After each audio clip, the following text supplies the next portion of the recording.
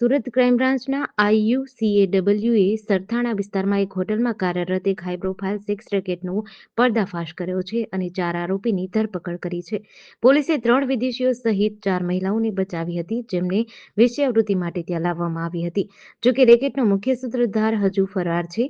સૂત્રોના જણાવ્યા અનુસાર IUCAWને બાતમી મળી હતી કે સરથાણાના બાપા સીતારામ ચોક નજીક સ્થિત વ્હાઇટ હાઉસમાં વિદેશી મહિલાઓને વેશ્યાવૃત્તિ માટે દબાણ કરાઈ રહ્યું છે. માહિતીના આધારે પોલીસ ટીમે ગુરુવારે મોડી રાત્રે હોટેલ પર દરોડો પાડ્યો હતો. હોટેલ રૂમની તપાસમાં વેશ્યાવૃત્તિની પુષ્ટિ થઈ હતી. પોલીસે સાવરકુંડલાના રહેવાસી હોટેલ મેનેજર વિવેક પટેલ, મગદલ્લાના રહેવાસી કર્મચારી કમ બ્રોકર ચિરાગ કિયાની ઉર્ફે લાલા અને 2 ગ્રાહકો, કામરેજના રહેવાસી રાજ ગાજીપરા અને પૂણા ગામના રહેવાસી શનિ ભુઈની ધરપકડ કરી હતી. કેશ કાઉન્ટરમાંથી 50,900 રૂપિયા રોકડા, 5 મોબાઈલ ફોન, કોન્ડોમ અને અન્ય વસ્તુઓ જપ્ત કરી હતી. હોટેલમાં હાજર 4 યુવતીઓને મુક્ત કરવામાં આવી હતી. હોટેલ સંચાલક અને રેકેટનો મુખ્ય સૂત્રધાર સેન્ડી પટેલ પોલીસ કાર્યવાહી પહેલા જ ભાગી ગયો હતો. સરથાણા પોલીસ સ્ટેશનમાં કેસ નોંધવામાં આવ્યો છે અને તપાસ શરૂ કરવામાં આવી છે.